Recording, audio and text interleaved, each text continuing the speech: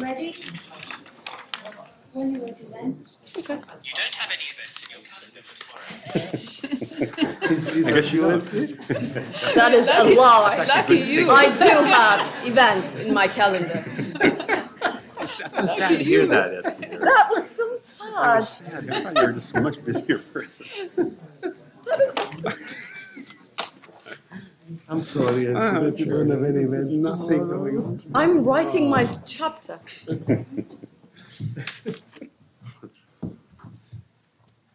Okay, we will begin in a minute.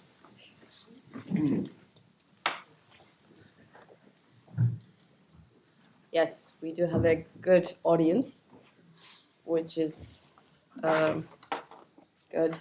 So welcome to this event where we will discuss and think about a marvelous story.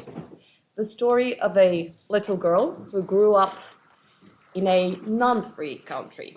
A story where parents had to hide things and lie to their little ones for the sake of protecting them. And it's also a story about a country transforming from communism to a free market. This is the story of changing dynamics, concepts, meanings, families, and political forms for Lea Ypi and Albania. Lea will first read from her much acclaimed book, Free, to give us a taste of her incredible nuances, humor, and literary forte. Lea Ypi is an Albanian professor of political theory at the London School of Economics. Today's panel also includes other distinguished scholars, Othon Anastasakis, the director of the Southeast European Center at Oxford, CSOX, whose 20th anniversary we just celebrated, and Paul Betts, a historian of modern Europe, whose latest book, Rune and Renewal, is also a must-read, I must say. Following Lea's presentation, Othon and Paul will join in and give us their view on Lea's story. But I would like to invite all of you in this audience, while listening to Lea, to reflect and think about in your lives where you thought you were free and then realized that you weren't. But then when the world told you that now you are free, were you really? Yes, this is the story of Lea, coming of age, and Albania approaching the so-called end of history. But I also believe this story could apply and bear insights for all of us at this very interesting times. Without further ado, Lea, the floor is yours. Great, thank you very much. Thank you.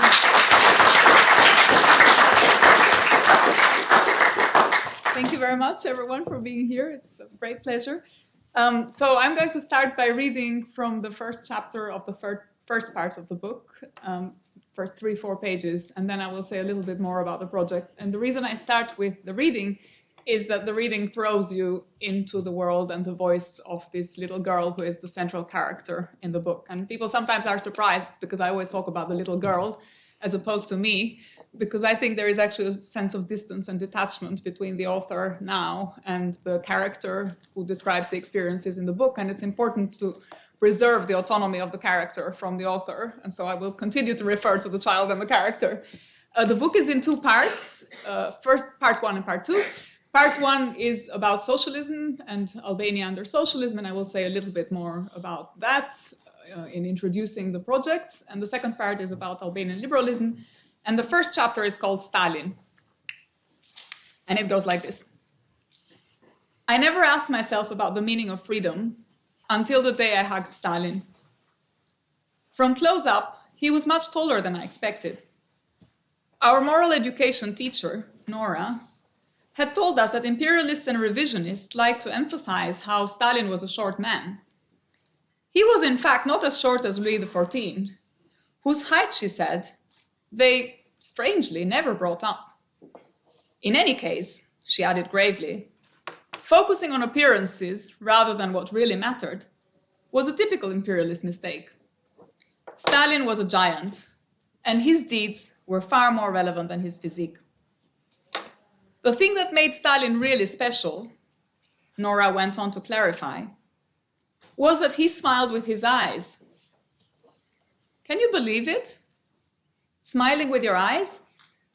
That's because the friendly mustache that adorned his face covered his lips, so that if you focused only on the lips, you would never know if Stalin was really smiling or doing something else. But you just had to take one look at his eyes, piercing, intelligent, and brown, and then you knew. Stalin was smiling. Some people were unable to look you in the eye. They clearly had something to hide. Stalin looked straight at you. And if he felt like it, or if you behaved well, his eyes would smile. He always wore an unassuming coat and plain brown shoes, and he liked to put his right hand under the left side of his coat, as if holding his heart. The left hand he often kept in his pocket. In his pocket? We asked. Isn't it rude to walk with your hand in your pocket? Grown-ups always tell us to take our hands out of our pockets. Well, yes, said Nora, but it's cold in the Soviet Union. And anyway, she added, Napoleon also always had his hand in his pocket. Nobody ever said that was rude. Not in his pocket, I said timidly. In his waistcoat. In his time, that was a sign of good upbringing. Teacher Nora ignored me and was about to take another question. And he was short. I interrupted. How do you know? My grandmother told me. What did she tell you? She told me that Napoleon was short, but when Marxist teacher Hegel, I can't remember, saw him, he said one could see the spirit of the world standing on a horse. Hegel, she corrected. Hegel was right. Napoleon changed Europe. He spread the political institutions of the Enlightenment. He was one of the greats, but not as great as Stalin. If Marxist teacher Hegel had seen Stalin standing, obviously not on a horse, but perhaps on a tank, he would have also claimed to have seen the spirit of the world. Stalin was a fundamental source of inspiration for many more people, for millions of our brothers and sisters in Africa and Asia, not only in Europe. Did Stalin love children? We asked. Of course he did. Even more than Lenin. About the same. But his enemies always tried to hide that.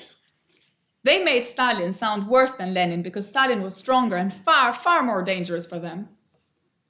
Lenin changed Russia, but Stalin changed the world. This is why the fact that Stalin loved children just as much as Lenin was never properly reported. Did Stalin love children as much as Uncle Enver? Teacher Nora hesitated. Did he love them more? You know the answer, she said with a warm smile.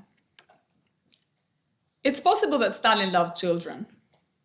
It's likely that children loved Stalin.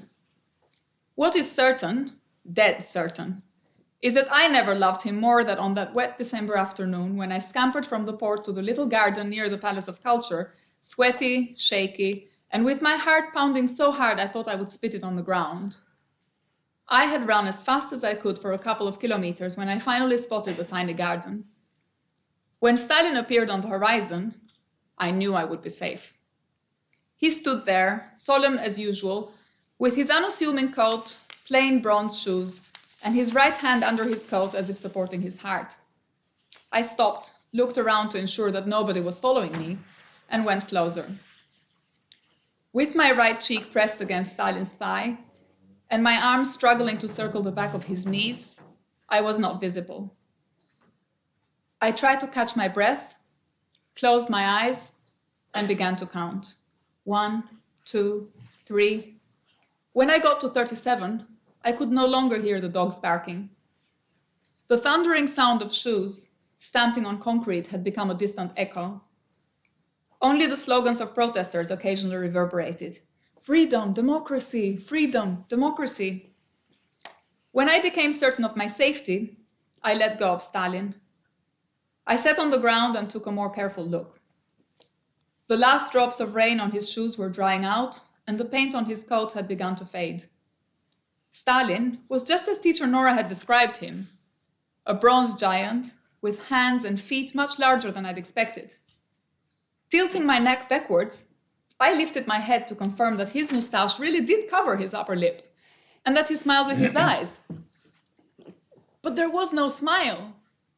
There were no eyes, lips, nor even a moustache. The hooligans had stolen Stalin's head. I covered my mouth to suffocate a scream. Stalin? The bronze giant with a friendly moustache who had been standing in the garden of the Palace of Culture since long before I was born, decapitated? Stalin? Of whom Hengel would have said that he had seen the spirit of the world on a tank? Why?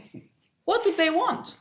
Why did they shout freedom, democracy, freedom, democracy? What did it mean? So I'll stop the reading here because I think it's a good place to stop. It immerses the reader straight into the atmosphere of Albania, December 1990, which is 1 year after the fall of the Berlin Wall. And there is a child who is coming out of school after having had a kind of conversation like the one that you've just heard with her teacher Nora, extolling the virtues of Stalin, and who ends up in a protest by mistake. December 1990 was where in Albania the so-called troubles really began to take an important political form. Up to that point there had been small concerns, there had been people leaving the country with foreign embassies, but these concerns that had been voiced in the public were always reported in the news as hooligans disrupting public order. And that's why the character in the book starts by stumbling on a protest and hearing these cries of freedom and democracy and being slightly incredulous and thinking immediately about the hooligans that she had heard on television, because that's how the Albanian media would have reported protests, not just in Albania, but also everywhere, commented on the fall of the Eastern Bloc and the Berlin Wall. So this 1 year after the end of the Berlin Wall, and one of the reasons that Albania was not touched by, or did not seem immediately touched by the events that were taking place in other parts of Eastern Europe, was the fact that it had a very peculiar communist history.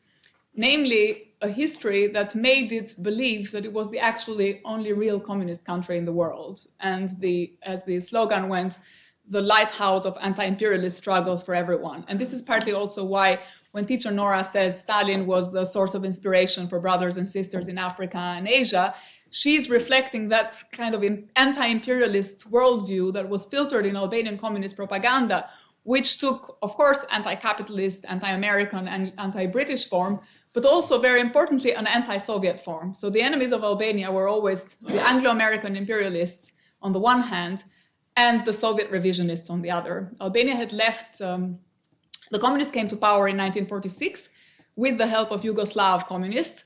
It was one of the two countries in Europe, the other one being Yugoslavia, that had liberated itself from the Nazi fascist occupation without help from either the Allies or the Soviets. And it was very important in its self-understanding that it had managed to do this, that it had liberated itself. And immediately, very soon after coming to power, the communists had broken up with the Yugoslavian communists because of territorial integrity issues to do with borders and with the fact that Albania was going to become a seventh republic of Yugoslavia, as they said. Then had a brief period of alliance with the Soviet Union while Stalin was still around. And when the Soviet Union de-Stalinized with the 20th Congress, it also broke up very soon after relations with the Soviet Union, accusing Khrushchev and the Khrushchevites of being moderate revisionists and abandoning the true path to socialism. Then had another brief alliance with China during the Cultural Revolution, and also broke this alliance when the Chinese also became too moderate. So at the point in which the character in the book is growing up, she's growing up in a country that is more or less cut off from every other country in the world. There are small alliances, but with very marginal states. None of the superpowers is on its side.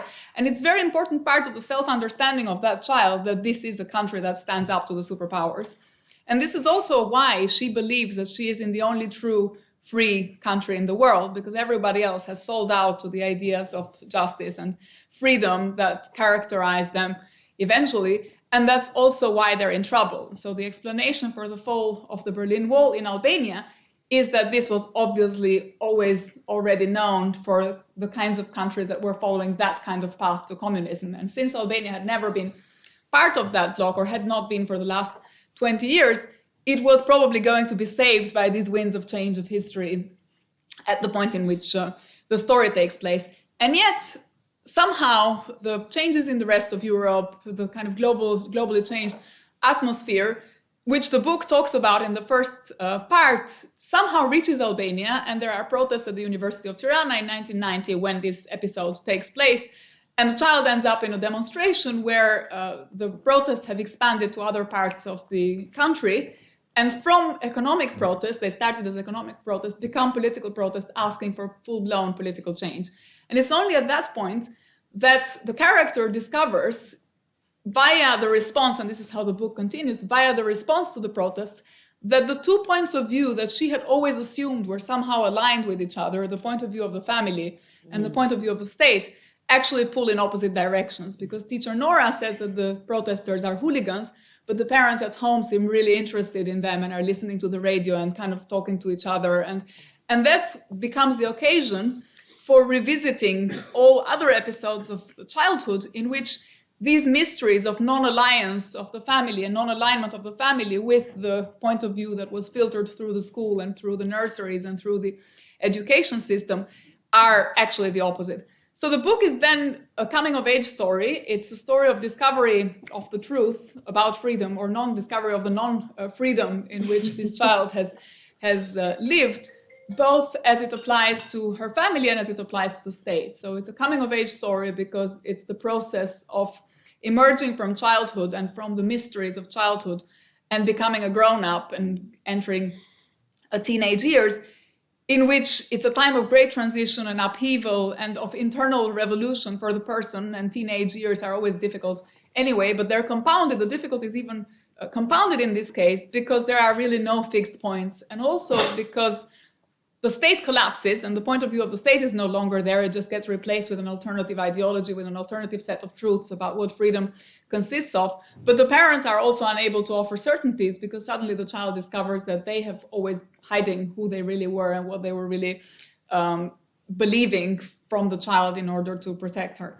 So it's a kind of coming-of-age story of the child, but also in some ways a coming-of-age story of the country, who is going through the same process of trying to discover collectively what freedom really is and what many people believe that freedom was, asking the question of whether what they get is really freedom, and how in some ways freedom, which is the central concept that animates the book and animates all the conflicts in the book and is at the heart of all the dialogues between the characters, often appears as an ideal, as an illusion, as a set of disillusionments, is part of daily life's tragedies and conflicts and dilemmas of the main characters. And what the book tries to do is to set in motion a family dynamic, a family history, in which through the relationship between the child and her parents, the parents and the society, and then other actors and other characters in the book, one sees the different understandings of freedom that are at play, both from an institutional perspective in terms of how they are captured by the respective ideologies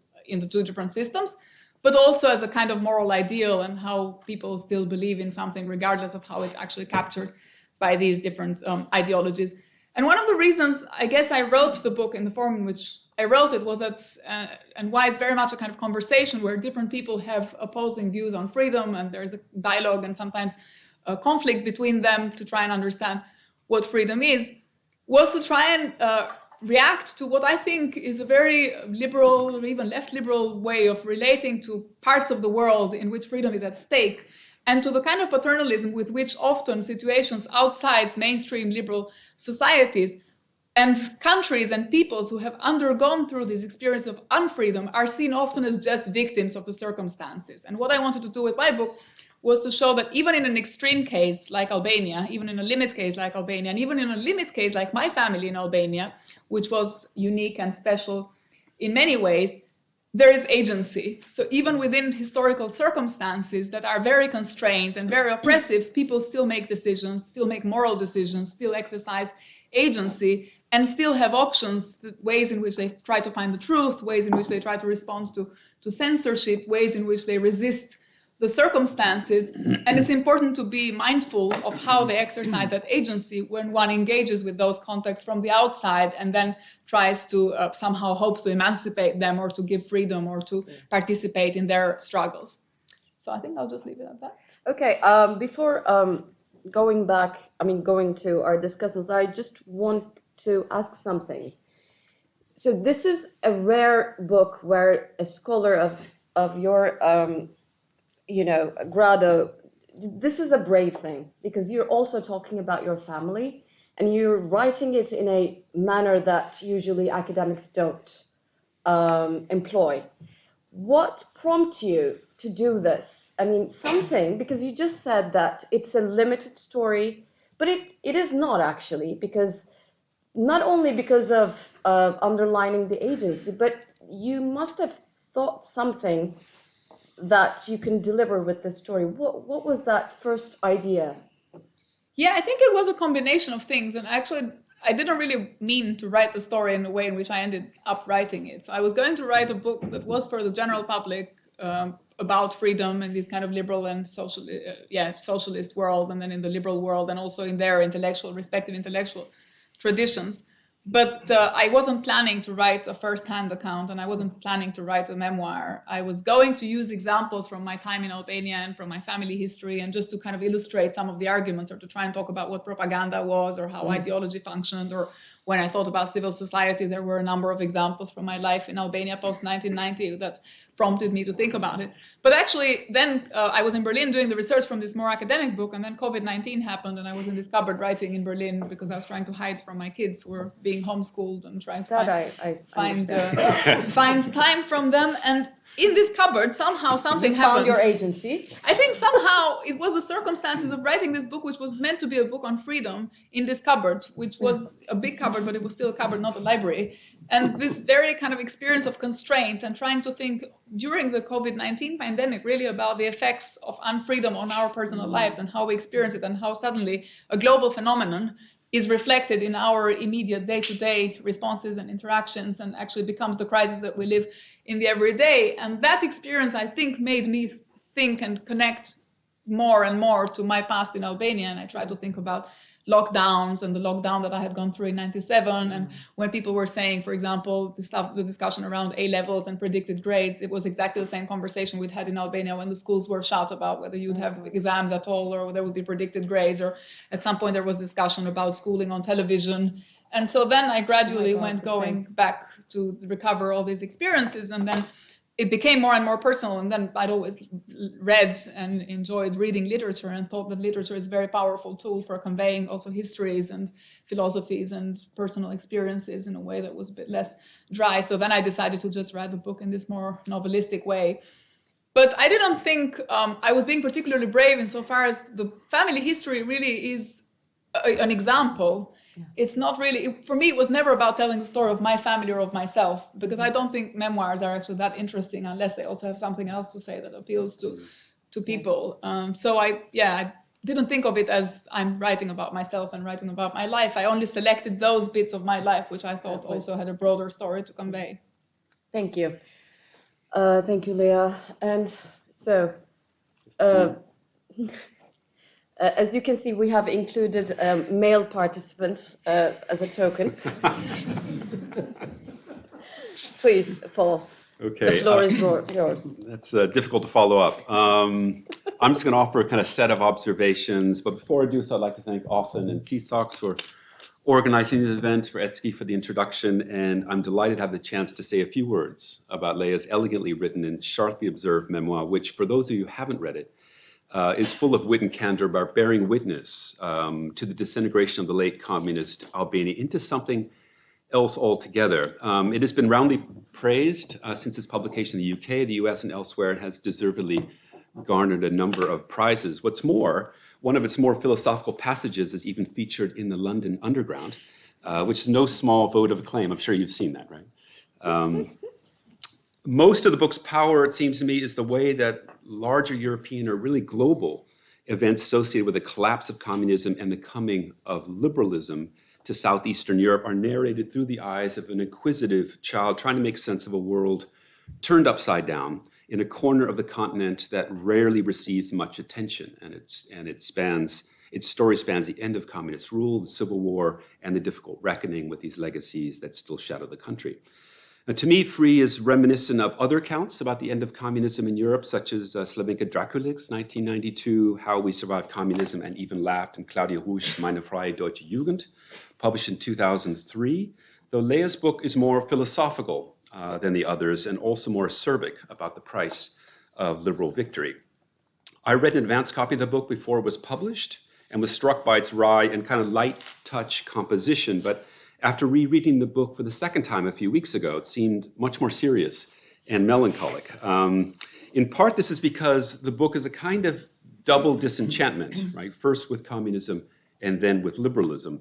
It's a memoir about being caught between worlds and not really feeling at home in any of them, be it East or West, or past or present. Now, of course, such feelings characterized, and still do, the confusing experiences of many Central Europeans after 1989, as a disappearance of various geopolitical entities from the map of Europe in the 1990s, Yugoslavia, the Soviet Union, and Czechoslovakia, bespoke a world of profound transformation and homelessness. Lea's book touches on these themes from an Albanian perspective, but the tone is not at all academic or patronizing, as she instead documents how these broad transformations made their marks on the tableau of family, friends, and acquaintances. Now, if I may, I'd just like to make 3 points. The first is about the force of history. Even if the memoir begins, as she said, as a kind of coming-of-age story about a child's growing understanding of the world around her, broad political events, with the exception of the series of protests in Tirana in 1990, which opened the book, mostly serve as a kind of steady drumbeat heralding these big changes on the way. It is striking that whilst many traumatic political shifts are registered throughout the narrative, most are not directly witnessed, but rather are deciphered in the faces, conversations, and changing fortunes of family and friends. The almost fairy tale innocence of the young narrator in the first chapters of the book, the one who lovingly embraces the Stalin statue and refers to the country's communist dictator as Uncle Enver, comes crashing down by the end of part 1 in a chapter tellingly called The End of History. In it, the child is no longer childlike, as the world she knew was collapsing all around her, best evidence in the way that the highly coveted emblems of her young pioneer's summer camp, her red pioneer scarf, medals, and certificates were rendered valueless almost overnight. And it was in this chapter that she learns about her family's direct connection to the country's despised former prime minister, as well as the aristocratic background of her mother's family. The personal turmoil and social upheaval that came with historical transformation is nicely summed up in an ironic passage from the chapter, quote, "The owl of Minerva had taken flight and as usual seemed to have forgotten us, but then she remembered and returned." No one, not even children, stood outside the reach of history. This made me wonder if the trip to Greece to reclaim lost family property in the late 1990s, which wasn't successful, isn't a broad metaphor for the book that the past can never be reclaimed or repossessed, only at best acknowledged and accepted. I'm curious to hear if Lea would agree with that. The second point is the strong sense of place in the book, a theme to which Othon will return in a few minutes. With reference to other chronicles of the end of communism in Eastern Europe, Albania's story is both typical and unique. What made it politically different was that its revolution took place a little later than the others in 1991 and was followed by civil war in 1997, though thankfully not nearly on the scale of the bloodshed that took place in Yugoslavia in the mid-1990s. But in many ways, her story is similar to the changes experienced by Central Europeans at the time, and in other ways, too, her portrait of Albanian social life would be familiar to those who grew up in either Eastern or Western Europe, with its tightly knit family relations, sense of community, childhood dreams of escape, strict education norms, and restless youth culture. And yet there are other scenes that mark it out as distinctively socialist. This is perhaps best evidenced in the classroom scenes with Nora the teacher, as well as with the perils of speaking openly with strangers and other children, and equally discernible in the section on the Coca-Cola can and the careful curation of one's biography to fit political expectations. In other ways, too, the book is very Balkan, with its vivid descriptions of local food, clothes, and music. Yet Lea also makes clear that this is no hermetically sealed-off country, as borders with other countries, whether real or imagined, remain quite porous, especially toward the West. The family links to Greece and France are recurrent, but there are also links to Italian television, American culture, Scandinavian tourists, as well as foreign books and music of all kinds. The stark material differences between Albania and Greece, as observed during a family trip there in the late 1990s, underline the narrator's childlike fascination with the West, a world of plenty and without queues, bright toys, crosses on graves, and the smell of sun cream. In the memoir, history hangs heavily in the air, both within the family and in the country. And for me, one of the most striking points is that the flattening out of time that she sees as characterizing Albanian society was not really, as is generally written, the product of late socialism, but rather the unexpected byproduct of Western-style liberalism of the early 2000s. So the question is whether you see any shifting attitudes toward history among Albanians in recent years. My third point is to highlight Lea's sensitivity to the imported language changes accompanying the liberalization of the country. As she makes clear, many of the most popular keywords were really euphemisms that disguised brutal transformations, including structural reform, shock therapy, fighting corruption, and my personal favorite, like the rest of Europe, a tagline commonly used in the 1990s and beyond as a means of closing off any alternative future to American-style liberalism. But it's the attitude toward Europe during the upheavals that I found most memorable. Toward the end of the book, Europe is described as a long tunnel with a light at the end, whose destination no one questioned, as everyone simply waited for change and liberation without ever really arriving at the end station. As she put it toward the middle of the book, quote, "When freedom finally arrived, it was like a dish served frozen. We chewed little, swallowed fast, and remained hungry." Elsewhere, she wrote that in 1990, we had nothing but hope. In 1997, we lost that too. And then later, I equated liberalism with broken promises. In that sense, the book is a meditation on the meaning and limitations of freedom itself, one in which people's yearnings for more voice, mobility, and Western lifestyles soon gave way to silencing, new iron curtains, and the presence of border guards to keep Albanians out of the rest of Europe. In the end, the idea of freedom is left open and ambiguous, and it's not clear if the story is really one about progress at all. At one point, the narrator quotes her grandmother, who said that freedom above all is, quote, "is being conscious of necessity." This seems to me a fitting epithet for the entire memoir, a story of self-knowledge that does not necessarily bring liberation. And I wonder if Lea's thoughts on the prospect of freedom have changed since the book's publication. In any case, her memoir is a great achievement precisely because it speaks so directly to the political crises and soul-searching of our time. But her book is in no way confined to the history of Albania or even Eastern Europe, but offers a powerful testimony of the afterlife of the hopes and disappointments of the 20th century in the first 2 decades of the 21st. Brilliant, brilliant, Paul. Thank you very much for your insights and your 3 points. I think Lea will then, after Othon, I will comment on those. And then we will open to your comments and questions, of course. And the floor is yours, Othon. Thank you, Ezgi. And Lea, what a splendid way to spend your pandemic and freedom, because you came up with this masterpiece, and consider me to be a very big fan, because I have been advertising your book everywhere I go, including my students, of course. In Greece as well. Everywhere. And I was glad to know that this is going to be published in Greece by a very, very good publisher as well. Thank you very much for coming. I read this book, as I told you in our email, in one go at Christmas. I just couldn't leave it. I mean, it's, in a day, I kind of had to read the whole thing. And I guess it resonated with me in 3 ways. First of all, as a reader of memoir, and I like this kind of genre, the personal story, the family story, and how you learn history through that. The second, as a scholar of Balkan studies, teaching Balkan studies here in Oxford, and transition. And the third one, as a Greek with some more familiarity of Albania than the rest of the world. Now, as a reader, I was totally consumed by your writing, the subject matter. It was humor, wonderful storytelling, learning history through your narrative.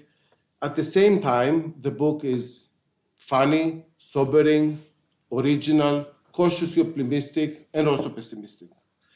And also, it evokes a lot of emotions, laughter, fun time, frustration, anger, sympathy and familiarity with most of your characters.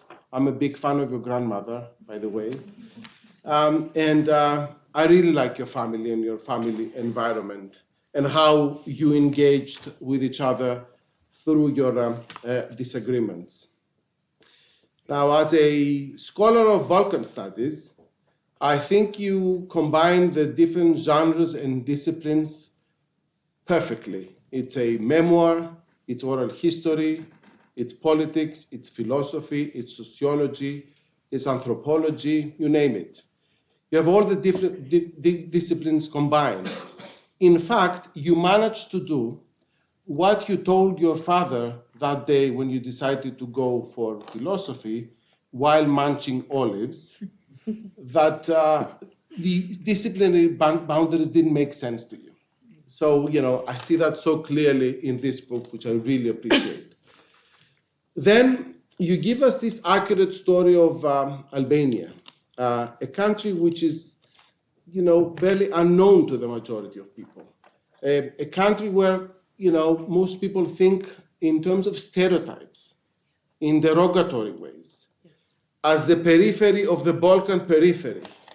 And that's a story in many ways of a very idiosyncratic country. But at the same time, what a paradox, and you mentioned that, of such a small-sized country being able actually to go its own path, of course at what cost, but within this, the shadow of those power rivalries, it kind of goes its own way. And as a scholar of transition, your book tells the story of transition and the end of history through the voices of people. That's so cool and so good. Because actually when we speak about transition, we speak about the big scheme, the geopolitics, the political, economic, social transition. And here we actually see what is the impact of transition in the personal lives of people. So it is about, at the same time, the wider perspective, but it's also about the personal choices. I mean, the part of your book where there is people actually living and the boat is living, and your compatriots have to take the decision while looking at the boat leaving, whether they're going to jump in or not. That's amazing. That's the agency that you're talking about, but at the same time, the choice of people. And as a Greek, Albania, is a country that was very much prominent in Greece after 1989 because of all these people actually flooding, going to Greece. And I remember that at the time, what kind of impact all this kind of massive influx of people had on Greece, but also how Albanians in particular, because of their size in Greece, they actually changed the way that Greek people perceive themselves. By having, that kind of mono-ethnic, mono-religious kind of country with this kind of massive influx of Albanians, it did, kind of totally, put in Greece in a state of instability as to the way that it was perceiving itself. And also, I remember as an official of the Greek Ministry of Foreign Affairs, when we were conducting cross-border cooperation programs with Albania, that I would go in that period that you described in the first part of the 1990s, actually no, between 94 and 96. And I do remember Albania and Tirana at that particular moment in time. And what a totally different country, in the whole of European environment that seemed to be. I mean, it looked so paradox, in the European continent. Now, your discussion on freedom, the illusions on both sides of feeling free under the ideal of Marxism, but also liberalism, and how the cases are derogations of all this, or rather derogations may be the standard and the norm. it's also about the big gap between expectations and performance, and what you expect and what in the end doesn't happen. But in many ways, it's also, from your book, it's about trust. And that's what I felt in many parts of the book, how you trusted your own family environment. But then it's also about how people trust other people. The discussion with the neighborhood, with the neighbors and the Coca-Cola can, how there was this kind of mistrust at the beginning that they might have stolen this, but then how they supported your father, when you said that he disagrees with the politics of Albania. Now, we said already when we discussed upstairs that this is a book that could easily become a film, because while I was reading it, it kind of reminded me, on the one hand, the film The Lives of Others, which is very much about not having trust in a communist society, but also The Goodbye Lenin, which is actually about trying to make sense of the next day after the fall of communism. And here are 4 questions from me to you. First of all, do you think that Albania is an exceptional case of transition? Or have you shared similar stories with people from other countries as well, and a similar generation as you that went through this process? And my second question is, despite the disappointment in terms of the expectations for freedom, Albania, despite the geographic proximity and its ethnic solidarity with Kosovo Albanians, did not get engulfed into the Yugoslav wars. And it did not even develop its religious animosity within the country, having 3 religions.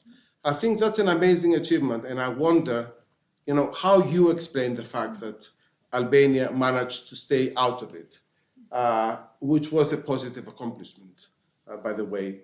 The third question is, which is close to what Paul has asked, is what do you make of the period after 1997? Because there have been major developments in Albania. There's been the strengthening of a civil society. There is political stability. Is the environment better now in terms of, what you expected as freedom?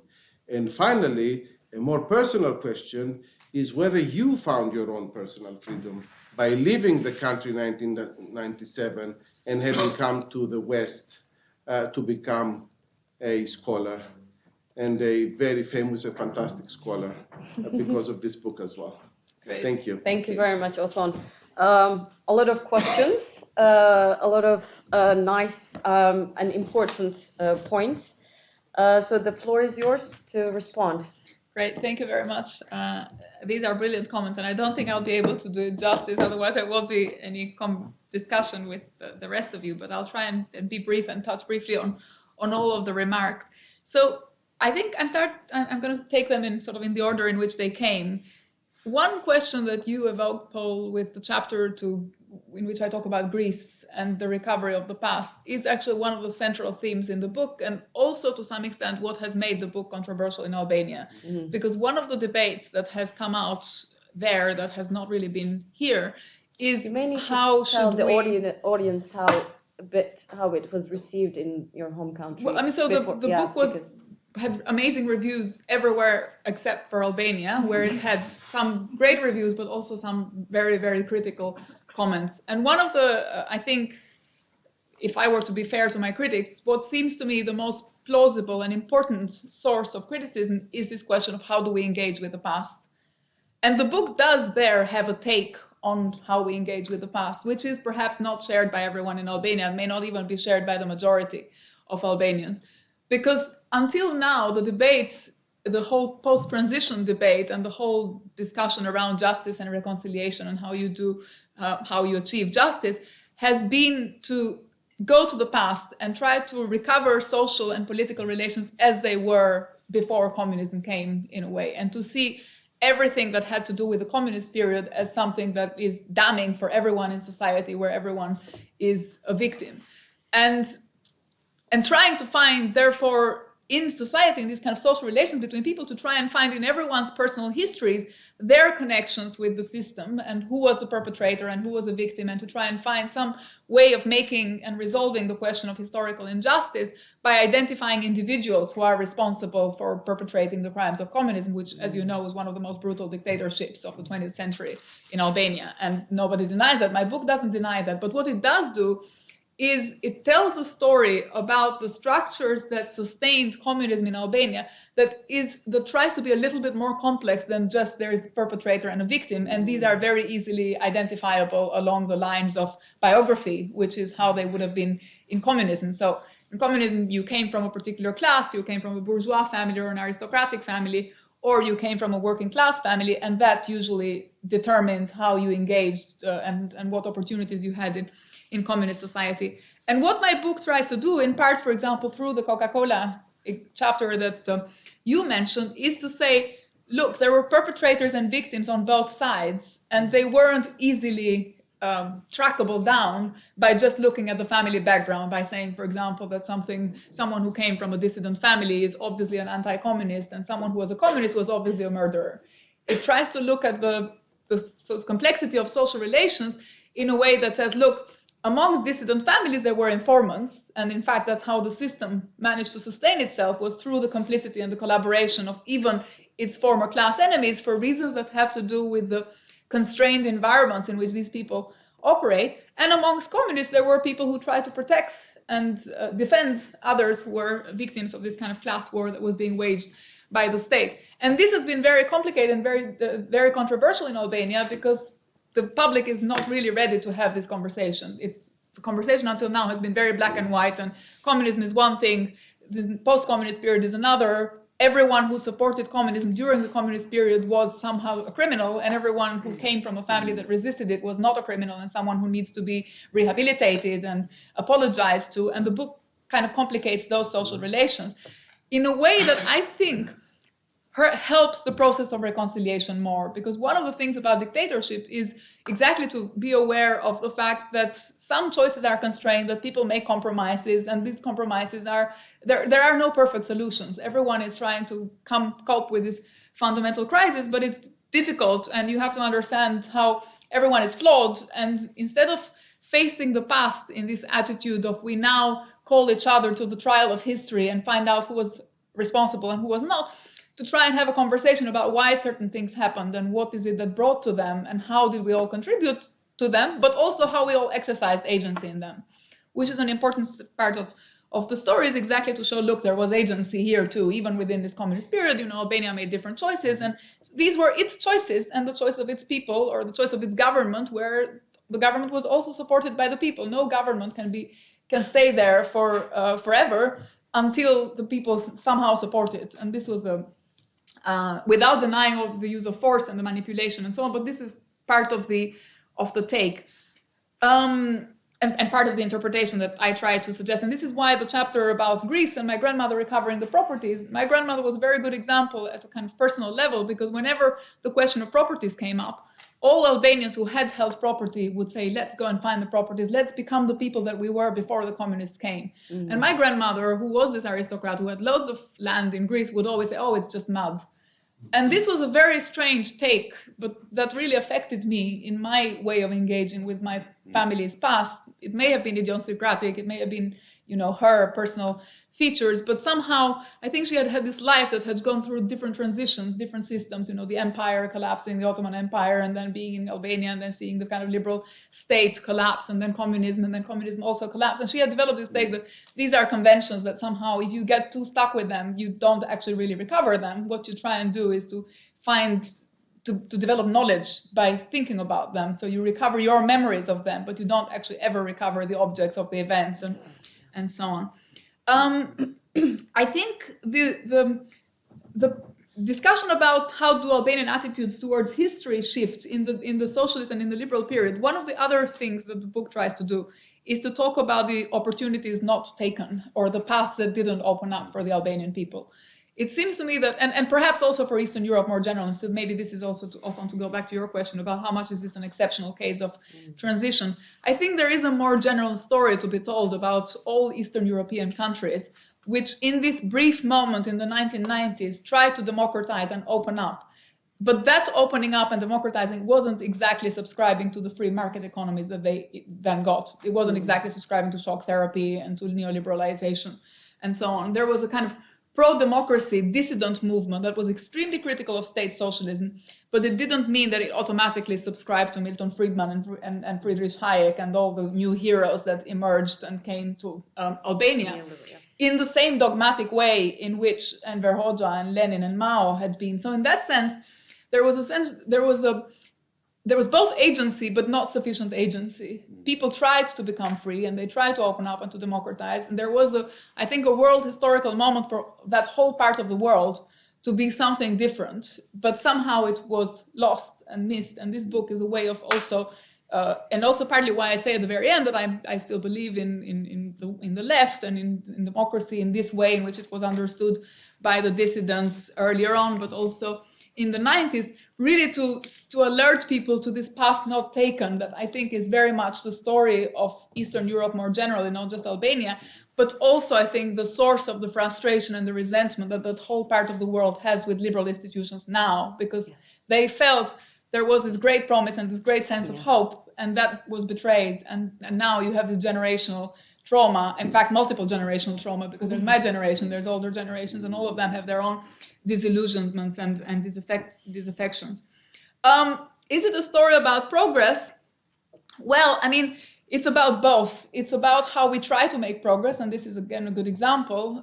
We try to do the right thing and we try to act, but in the end we're always also acting under constraints, and we're always acting in specific historical circumstances that mean that we may not make progress when we think we're about to make it. And that doesn't mean that the book ends on a hopeful note by saying that freedom is something internal that has to do with moral agency, and that moral agency is almost an obligation that we have to the past generations that fought for these things and didn't succeed. But insofar as we have that moral obligation, then we have a duty to kind of try and make progress whilst also being aware of the necessity of history and all the constraints that we face. I think to go back to some of the specifics of Albania that Othon was raising, so it's true that Albania was saved by the Yugoslav wars. It was partly by not being part of Yugoslavia. So the whole thing, in fact, the greatest misfortune that it had, because throughout Albanian communist period, Yugoslav communism was, you know, we watched Yugoslav television and we watched advertising on Yugoslav television, and it was clearly that there was a kind of consumer society there that was not at all present in Albania. And in fact, Albanians grew up with this sense of why can't we be like Albanians on the other side of the border, namely Kosovars, and they were kind of looked up. But in the end, because of that isolation, we were saved by the Yugoslav wars and the kind of trauma of the breakup of Yugoslavia.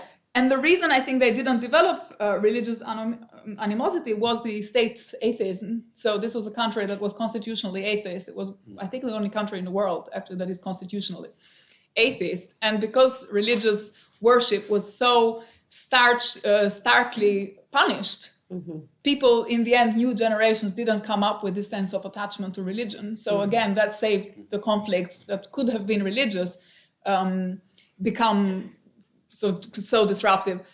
On that note, my take is slightly different from most Albanian scholars and people who study this period of Albanian history. So a lot of people would say it's a distinctive feature of Albanian culture that it's kind of indifferent to religion, and that therefore that communism could suppress religion because there was already a sense of indifference to religion in the community and on the ground.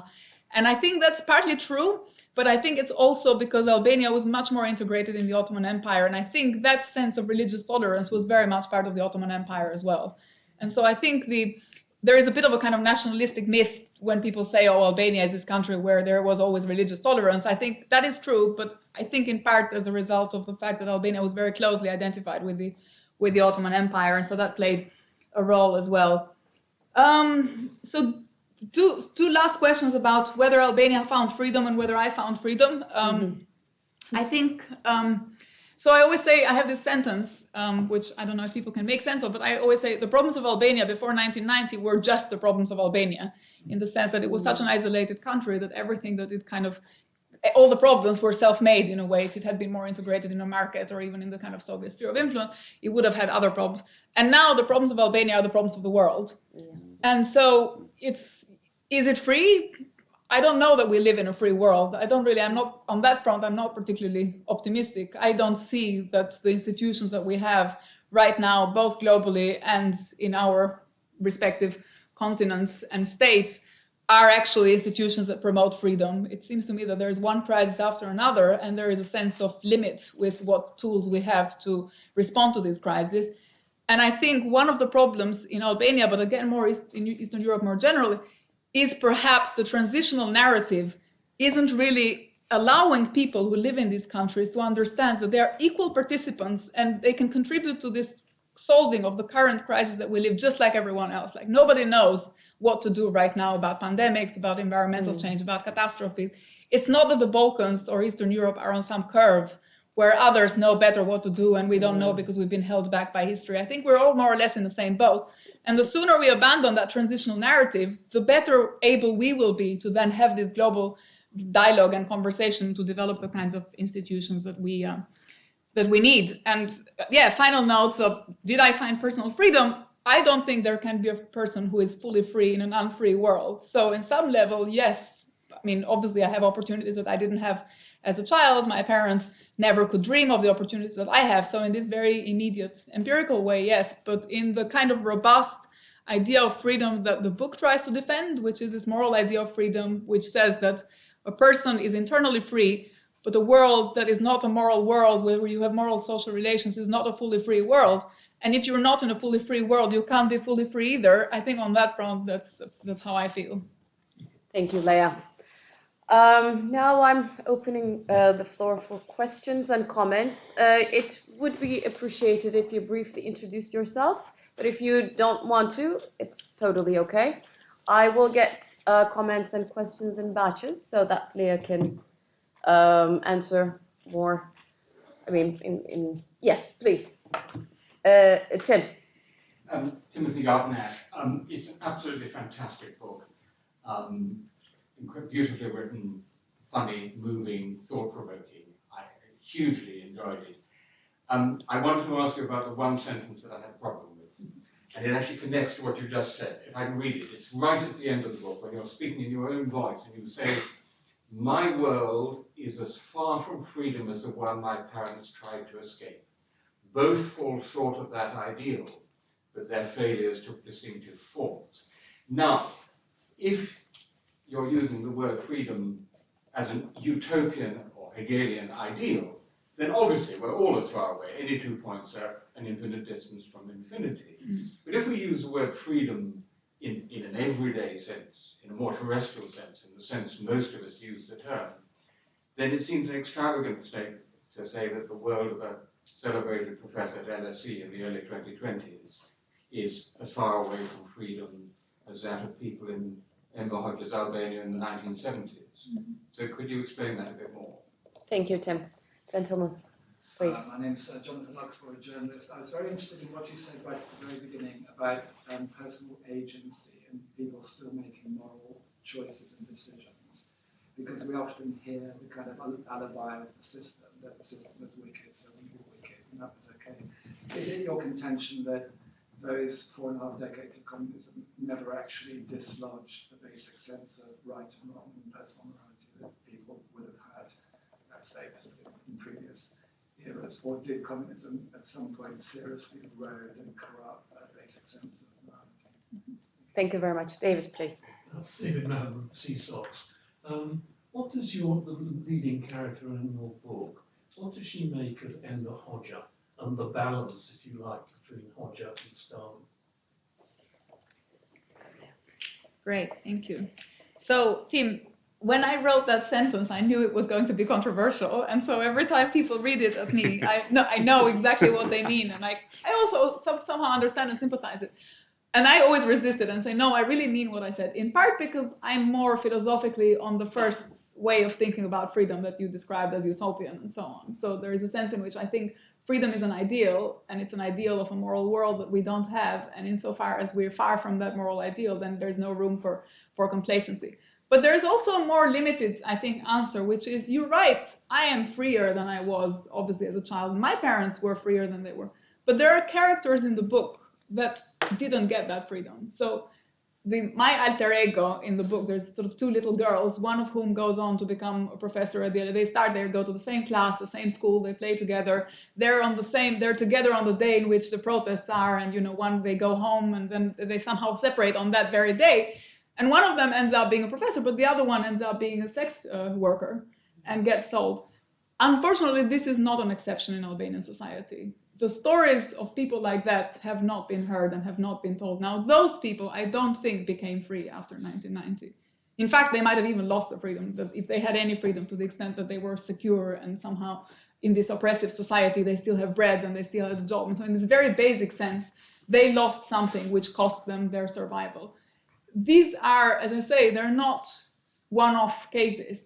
The victims of transition are numerous, and their stories have not been told. They have not lived to tell their stories. So, of course, when I say, my world is as far from freedom, I don't mean my world as in my Lea's world as the person that I am now, but as the world in which I lived and the world that I experienced with all these huge losses, with friends, with unemployment, with people who died on boats, with people whose boats were capsized trying to go.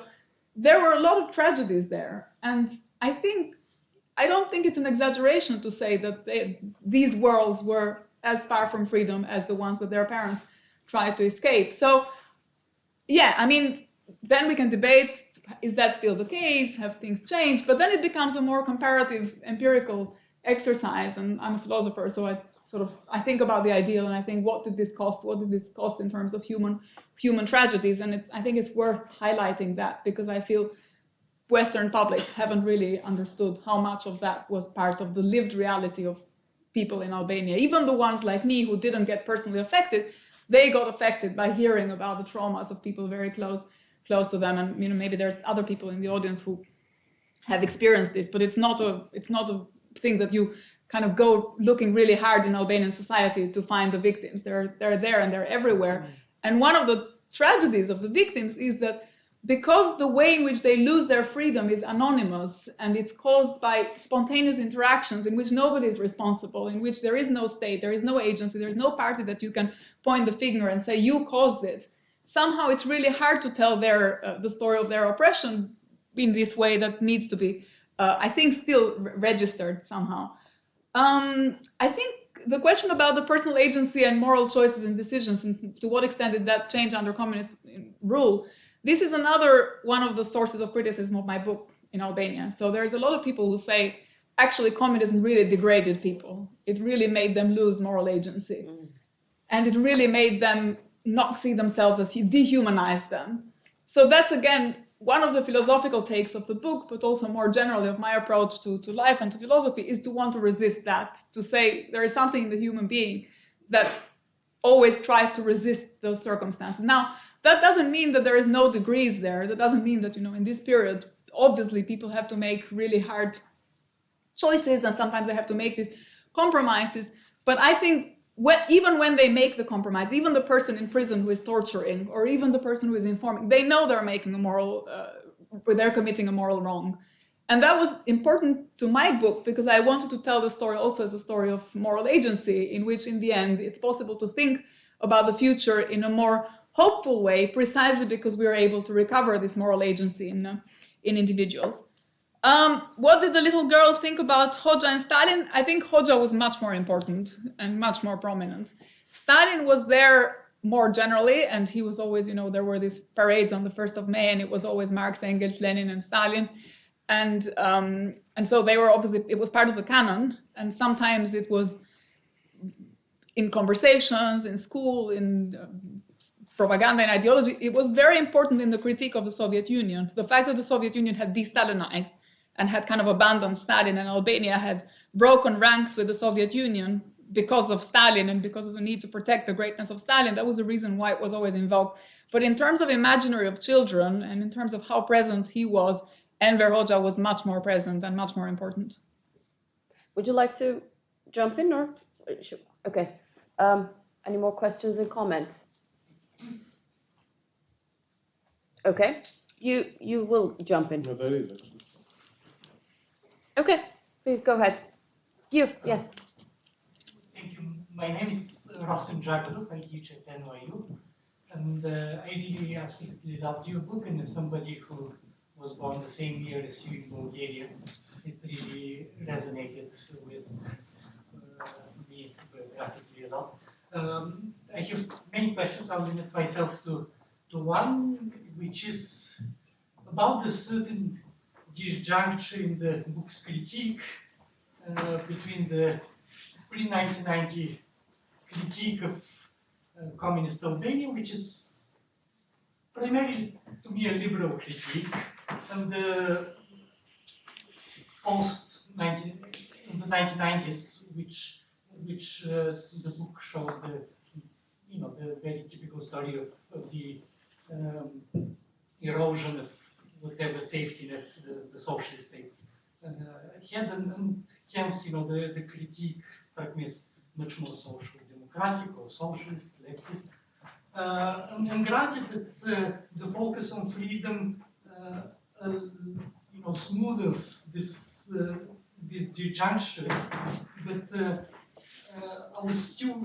I still wanted to ask you whether these two fairly distinct political perspectives and the shifting that happens with the narration is something that yes, you thought about and wanted to do this. Yeah, so that's again something that's come up a bit in Albania, and also again in part of the critiques is that the first part of the book is this innocent child who believes everything she's told about the communist system, and to the extent that there are criticisms, they are filtered through her eyes. And so the discussion, there's a whole chapter. So sometimes people say to me in Albania, you've presented Albanian communism in this way that isn't really talking about all its harshness. There is, in fact, a whole chapter which is exclusively devoted to talking about prisons and what happened in prisons and how people talk to each other, which I thought when I wrote it was much more harsh, because it would tell you that it's not just that these things weren't there, you couldn't even think and talk about them. And so and this is why it was important to me to render it from the point of view of a child who talks about her family predicament, because it's so terrible that a child and a family is not even allowed to think about their tragedies, and they have to talk in code words and so on. And of course, there's a kind of child perspective.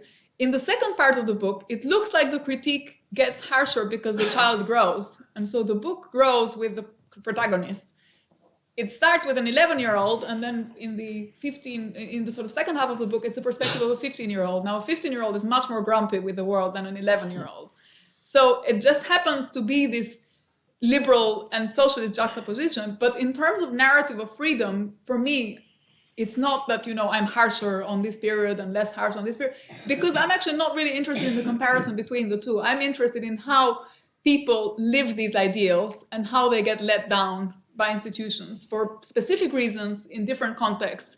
And it's not helpful to me to compare, because I don't think one can ever compare the past with the present, and one can ever really fully compare countries with each other. So you're not comparing like for like. It's like you have different metrics, different values, different laws, different systems, different ways in which people think. And it's really hard to find a minimal common denominator other than what I think is this moral idea of freedom that the book tries to develop, which is the standard against which we measure both of these periods. So we don't measure them with each other. And this is why I think one of the misunderstandings of the book in Albania is that people thought I was always talking about communism and liberalism, and I was trying to kind of make readers make inferences about which one was better, which one was worse. In reality, what I really wanted to do was to get readers to reflect on the absences and the lacks of freedom and opportunities, and on the kind of immorality, different distinctive forms of immorality in these systems, but without really getting into a conversation of comparison, because I don't think that's possible, actually. Yes, please. Okay. I think I would like to push you a little bit on that, on Tim's question, because, it may be an exceptionalism of Albania and a necessary evil that Albania had to go through because of its own kind of isolationism, and the transition was so messy, in the way that it happened. So maybe it's not fair to, liberal society. We all know that it is unequal, and of course we all know that there are, other people can make it, other not. It's the same thing in the United States with the American dream. Some have it very, very well, some others.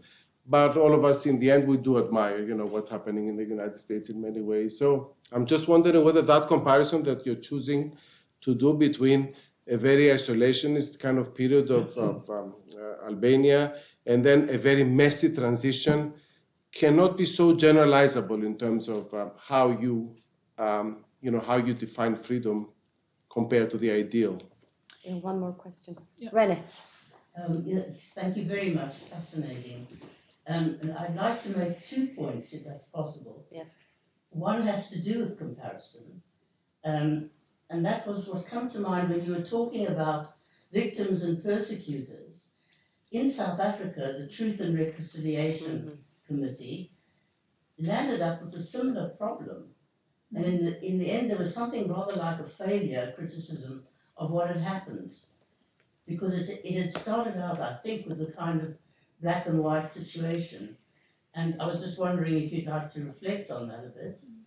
And the other one has to do with a point that struck me what Othon said about Greece. And I think, if I understood it, you said that the Albanians in Greece had changed Greece's perception of their society. Well, I'm going to ask you to think about that again. I think there might have been an initial idea that yes, we're now absorbing other people's and not just a monocultural society. But I do remember clearly the problem of Albanian school children who were excellent at school and were not allowed to carry the school flag. And it caused a lot of controversy among more liberal Greeks and the others who said, of course, they're not Greeks, so how can they carry the country's flag? So there's a kind of contradiction in that one.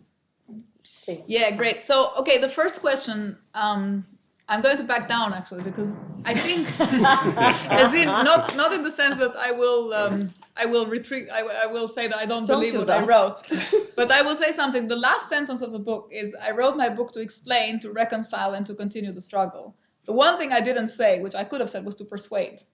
So I don't think, this is my take, and you're right that maybe there will be people who have different views of whether this Albanian exceptionalism can be generalized or not.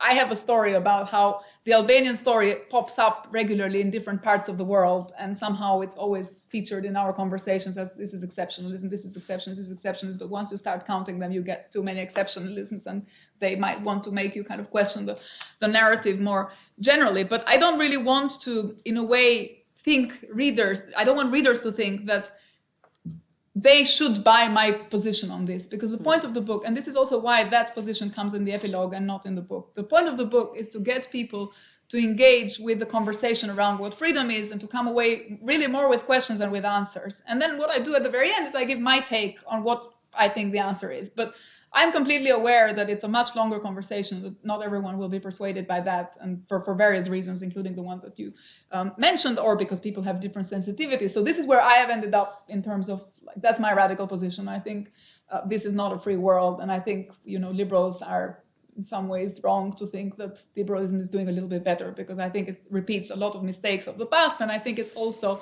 been part of the liberal worldview for many decades to have exactly that kind of attitude. And I think, maybe a closer look at history would invite you to think about it differently. But as I say, I don't want to push it, because I don't think that's really not the main message of the book, and I don't necessarily want people to just be persuaded by it. I just want this to open up, as I said, questions for them. And on the truth and reconciliation, I think I agree with you. I mean, this is exactly, and again, this is a debate that's going on in Albania, although really we haven't talked about reconciliation all that much. It's all about justice and remedying historical injustice and apologizing and finding out the truth rather than going with the reconciliation. The problem is, the more of the truth you know, the harder the reconciliation becomes. And I think this is the trade-off in a way. It's really hard to know what is the model that enables you to have both the full truth, but also think that once you've uncovered the truth, then you will have reconciliation. Because the experience, for example, of opening the Stasi files in Germany, or even in Albania now the files are accessible, it's a very complicated process, because people find out things about their families and find out things about their neighbors. And so I think it's really important to actually have the truth on these things. So I think it's really important to make this effort. But it matters how we make the effort in terms of conversations that go in parallel with making this effort, in terms of, how do we think about participation and complicity and compliance, and so the kind of debates that we have in society. So in a way, the book is one tool that might hopefully help people to have one instrument through which to access that. But there's those who say you shouldn't find out, and I don't believe that. I think it's really important to know and to find out and to make these inquiries, to try and find the missing people and to find bodies and to try and kind of really go as radical as you can and make all the effort that you can to try and find out the truth. But I think in that part of that conversation should also then be the conversation of how should generations after engage with what they find, and what does that tell us about our complicity in society and about our social relations. And I really don't think there is a model there that works, actually. Can I respond to Renee's question? Let's get more people. Yes, Can I please. respond to Renee's question? Sorry, Yeah. yes. Of course, sorry. No, I want to respond to this because that was exactly my kind of message when I was saying that it totally upset the previous kind of, bubble of Greeks being this kind of mono-ethnic, mono-religious society. And then you've got that massive kind of influx from Albania, which, by the way, was the two types of Albanians. The ones were the Greeks from northern Epirus, which were a little bit more welcomed, but there were the other Albanians that all of them were almost considered criminals, and that the prisons opened and everybody came to Greece. That actually was particularly significant, the way that the Albanian community upset this kind of balance of the Greek self-perception. I remember I was with an Albanian politician on the island of Halki, which is a very small island of 100 people.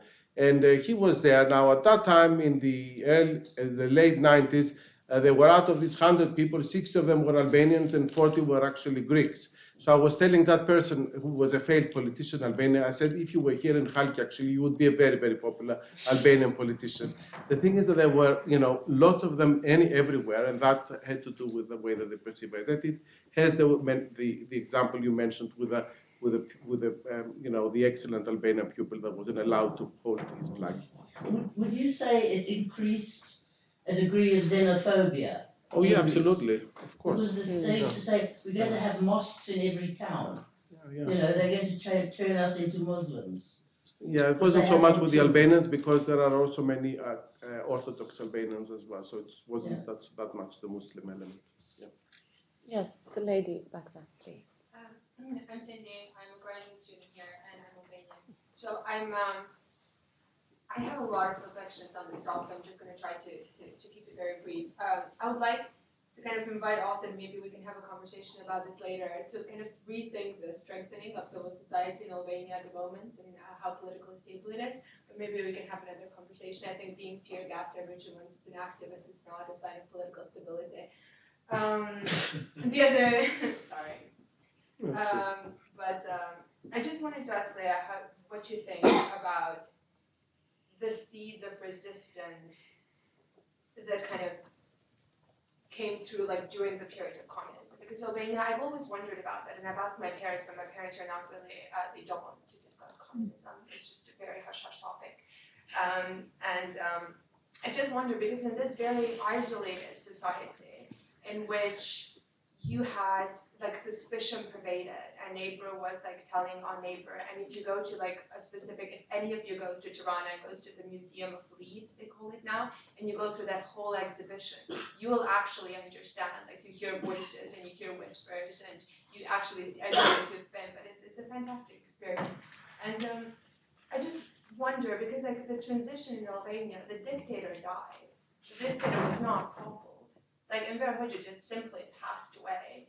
And then there was another socialist in power, and then there was a so-called student protest, and then we had the same people in government who were part of the communist apparatus. So I just wonder, is that transition, and how the distinction that you make so starkly in your book between, this period of communism and then this period of liberalism, was it really so stark? Mm. And that's where the figure of your mother, I loved your grandmother as opposite, but I loved your mother more because it just reminds me of my dad and the conversations I have with him. He's a stark capitalist, just like your mother, and embraced capitalism and all of his opportunities. One of the people on the boat that actually went to Italy. So, and I just wonder like how these people which are aware of this like capitalistic promise and how do they embrace it when they were indoctrinated throughout their entire lives to think like in this very communist like propaganda and ideology, and to even recite the party anthem and every single day at school. I just want your perspective on that, I guess. Perfect. Great, thanks. So I think so one of the many unique things about Albania is the fact that it didn't have an organized dissident movement in the way in which Czechoslovakia or Poland or a number of Central Eastern European countries, Yugoslavia, in all these societies, there were important dissidents that were even politically organized. And sometimes I used to go to the Czech Republic with my friends and we'd go to a club and they'd say, oh, there was this avant-garde music group playing in this, the Plastic People, whatever, something. And they were, so there was a kind of organized dissidence that took the form, that was open, but often took the form of art or writing or literature. And this is how, in a way, also the story of the democratization movement in the 90s could have been their much more plausible alternative story than it could have been in Albania, where you didn't have organized dissidents. But I think what you did have was resistance in people's personal lives. So I think, for example, and this is one of the things that came up when I went to present the book in Italy recently, everyone was saying, I don't know if people know here Toto Cutugno, maybe people from the Eastern Europe know Toto Cutugno, but Toto Cutugno is basically in Italy considered kind of trashy pop musician. And some people said to me, how come you thought this was high music? Like, this was rubbish. How come all Albanians were singing Toto Cutugno? And I tried to explain to them, when I listen to Toto Cutugno, for me, these are the songs of freedom. It's so important because this is how people express their dissidence. This is how they express their resistance, by actually listening to Toto Cutugno, by listening to Albano and Romina, by, watching Italian. So to a Western audience, this was rubbish. Or people would say sometimes, how could Albanians and a lot of Eastern Europeans, they had theaters and they had opera and they had high culture and they wanted plastic bags and they wanted chewing gum wrappers and they wanted Coca-Cola cans. And what they don't understand, it's not that they wanted these objects. They wanted the possibility of wanting these objects. Yes. And that's different. And it's much more complex and difficult to explain. It's not that you can say, oh, well, some are cheap goods and this is high culture. And so how could you reject this high culture? It's about what attachment to these things expresses in terms of people wanting to see the world differently. And this is what they weren't allowed to have.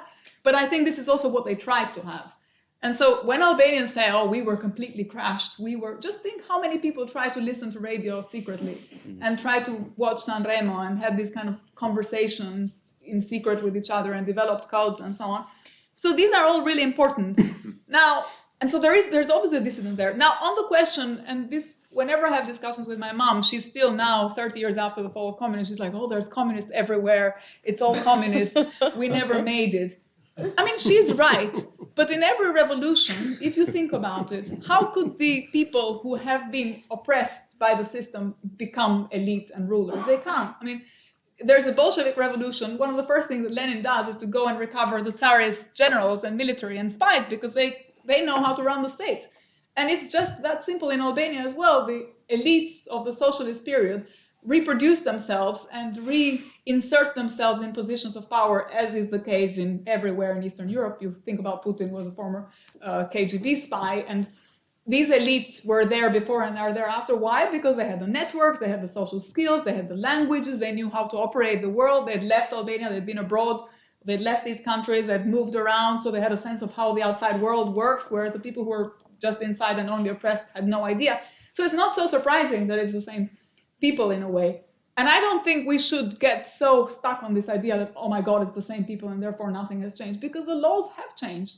The system of rules is different. You have different constitution, you have different constraints, you have different laws. So it's always a question, an open question, is it the people who make the laws or the laws who make the people? But in the end, a bit of both is true. And my mother, almost every evening I have this conversation with her about how it's always the same communists and we never made it. We were promised, but we were never. I mean, she was also a politician, but she didn't make it because, in part, because the others were better than her and they had better skills and they were kind of more aware of what was going on. My father was a complete failure, utter failure as a politician. He tried to be an MP and he just didn't go anywhere. He was constantly paralyzed, and the book talks a bit about how his experiences of constant failure and how he didn't know how to lead, but he didn't want to follow, and it was a constant source of anxiety for him. And I think this is, again, something general. Okay, So I would like to invite the historians of Europe, Timothy Gartinash and Paul Betts, because we've been at Oxford trying to look at Europe for the last 2, 3, 4 years and how it's being seen outside and from the inside. And I think what this Lea's book did is also an attempt of breaking the boundaries of Eurocentric history writing, which, I mean, what I call is a Euro-American history writing, a master narrative, where even some parts of Europe, where Othon is the director of, is seen as backward. So when we see that whole transition paradigm that is also being put forth by American policy advisors to wage wars on the Middle East, when we see these voices where the agencies come out, the subalterns of Europe, what happens to those Eurocentric perceptions? Timothy? I was going to say something slightly differently, if I may. I mean, what you offer, I think, is a really spirited defense of the kind of philosophical idealism of freedom, and I don't think you should concede. I think it's a perfectly defensible position. And what you've done is, in a sense, you somehow have married philosophy and social history, I think, in this book, and you've given us a kind of Albanian version of Buddenbrooks, a kind of using a kind of tableau of family to tell a very, very large. It's a regional story. It's also a 20th century story, and I think that's actually very, very important. One thing that you said, which I'd like to return to, which is the idea that you talk about the tragedy of your family, is the fact that there was no ability to narrate that tragedy.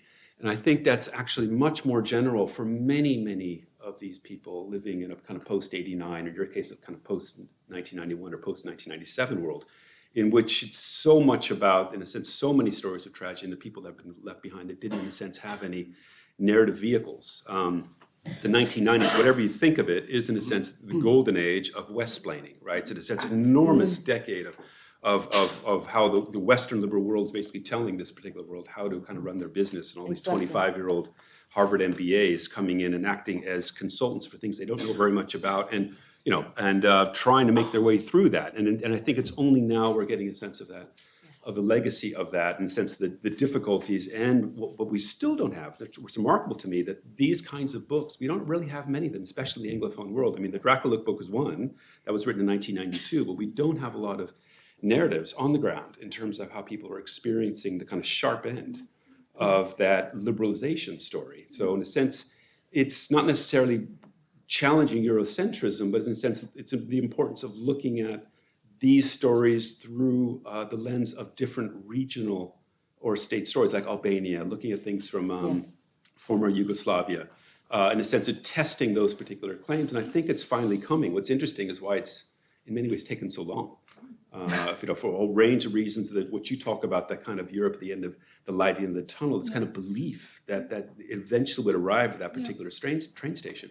And now this kind of feeling in which, as we know, this kind of feeling in which there's kind of a dark inventory going on in terms of the disappointment, disillusionment, and in a sense, the kind of, the blowback in terms of different kinds of politicians that are offering different narratives about why that particular story didn't come to pass. So I think your book does a lot of that, but it's remarkable just listening to your defense of a philosophical idea of freedom, is that you've managed to tell it through the lens of family and social history to get at these particular philosophical problems, which is not an easy thing to pull off. Absolutely. And I think you've done that very, very well. Yeah.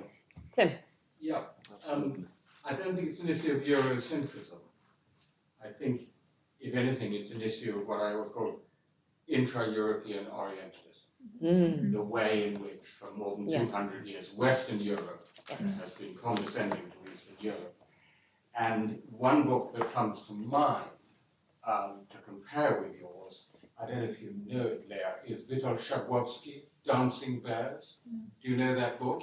I haven't read it, but and it presents Eastern Europe in the period of transition as a country of the exotic, the weird, the semi-barbaric, exemplified by the Dancing Bears.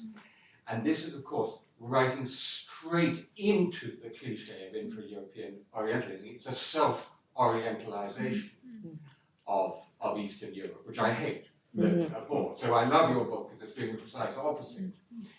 I mean, if I may push you a bit, it seems to me that there are three different things going on here. There's this absolutely fantastic book of yours. There is a political argument about liberalism versus socialism, where I would want to push back and look in a more nuanced way at the track record of liberalism, for which, as Othon said, Albania in the 1990s is not absolutely representative. And then there's your philosophical idealism. Now, I can completely agree, of course, in an unfree world, no one is fully free. Important point. But some people are more free than others. And it seems to me to lose sight of the gradations of the freedom that has been won for many and the freedom that has been lost for some is really important. Please.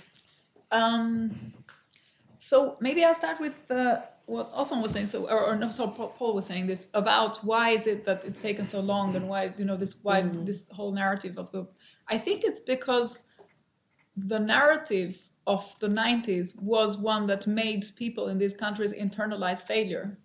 So they never saw that what they were doing was anyone's responsibility but theirs, and that everything came from their past, their history, their tragedies, of the choices, the regimes that had, and so on. There wasn't really a sense of connecting in any of these countries, I think, the predicament of the countries to the predicament of the world, because clearly, as you say, this was the golden age of Westplaining. The world is fine, you just have to catch up. This was the narrative. And so whoever failed to catch up, or all the costs of the rise of sex trafficking, or the emigration, or the job losses, the loss of lives, the fact that people didn't have hospitals. I mean, how many people died because they didn't have basic emergency care after 1990, which they did have before? All of these are structural catastrophes. They're not just something that can be individualized, or that you can say, oh, well, it just happened in this country, or that, or in this place, but not in this other place. It's basically clearly connected to a social model and a social problem. So I think, but people were reluctant to do that because it was heretic. You couldn't say it. It was actually even unthinkable. I don't know that I thought it back then. I only thought it afterwards when I reflected on all these years, and I thought, why did we accept all this? But the one thing that I notice is whenever I present this book about, and especially this period outside, sort of in the West, whenever I meet people from Eastern Europe, it completely makes sense to them. They completely recognize this. They say, yeah, you're right when you say it. Why did we accept this? Why did we accept the cost of immigration? I mean, we were told you could leave your countries because these are oppressive countries. The minute you can leave your country, they shut the borders. But what does it mean to say leave your countries and then you can't leave it and the borders get shut? And then whose responsibility is it that people die in the sea, in the Mediterranean, still now? So I think there's a lot of things that people accepted without challenging them. And so maybe this maybe helps to answer Tim as well. I take the point that it's important to keep the nuances and to keep awareness of the fact that some people definitely got freedom and so on. But the thing is that to me, it seems like this other story is just not being told. So the dominant narrative is one where people would say, but look, in the end, you made progress. In the end, it was, these costs will be absorbed, or they are absorbed, or in the end it changed, and look at Albania now, there's more roads and there's more, but I don't know. I mean, yeah, it depends how do you want to look at is it half full or is it half empty? I think I don't really see a lot of reason for optimism, actually. And in part because the people don't think about visions anymore. They don't think about alternatives. They're just stuck in part because of this is as much as you could do. This is as much as you could achieve. And that feeds into a sense of cynicism, of political apathy, of disbelief about institutions. I mean, you talk to Albanians and to Eastern Europeans now, the one thing that you come across, everyone would say, yeah, of course, it's all horrible. What do you expect? It's not going to get better. So I think you need to somehow inject the idealism, but to inject the idealism, you need to also show the failures of the real world. So I agree with you that it's a question of degree, but then it's like, where do you want to emphasize? Which part of the story do you want to emphasize? And I think right now it's really important to emphasize, I think, a bit of this at least, so that people get a sense of, okay, well, maybe there is an alternative, maybe there is a better world that we could all head towards. Maybe there are visions that we could all work together to achieve. And maybe we don't need to be in this sense of inferiority where it's all about catching up with the EU and becoming like the rest of Europe. That is really very much part of the dominant narrative. Albania is trying to get to become a member, a candidate state. The whole debate, the whole politics of the country is, did we do the homework or did we not do the homework? Has Albania satisfied, ticked the boxes, or has it not ticked the box? I mean, it's fine. It's important to join the EU. I like the EU. I don't like everything about it, but I think it's better than a world of nation states. So don't get me wrong, but you still need to have, even in the conversations about joining the EU, a degree of criticism that would then make you a better member. If you join as a subordinate because you've just been asked to tick all the boxes and you then have ticked all the boxes and then what do you get? You get Hungary, you get Poland, you get all the resentment that has been building up inside because people did, after all, have objections but couldn't articulate them. Then they become members and then they explode. So I think, You can be like us, Turkish. Eternal candidates. Not ticking the box. And still, yes, please, Othon. No, one point I wanted to mention is that it's no coincidence to me that the term transitocracy is actually a term that I heard in Albania, in particular, because obviously that dreadful Western construct notion of transition that was adopted to all the countries in Central and Eastern Europe, and it was like transition that reached a point with the accession of the European Community and then the backsliding. So the opposite kind of transition again with the backsliding. In Albania, actually, that's quite unique of this country, and it's not even similar to Yugoslavia with all the ethnic conflicts, because that's a background that makes it different as well, is that there wasn't that kind of template for this country, never, either from the European Union or from wherever else. It kind of, was a little bit marginalized from all of this, and that's why transitocracy, from my discussions with Albanians, is just like a prison that they just cannot escape, but without even understanding the notion of transition and what it means for them. Exactly.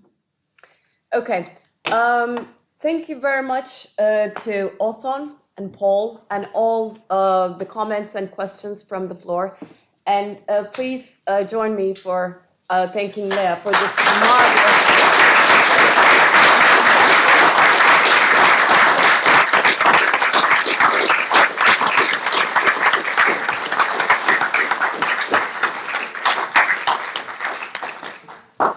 Buy the book.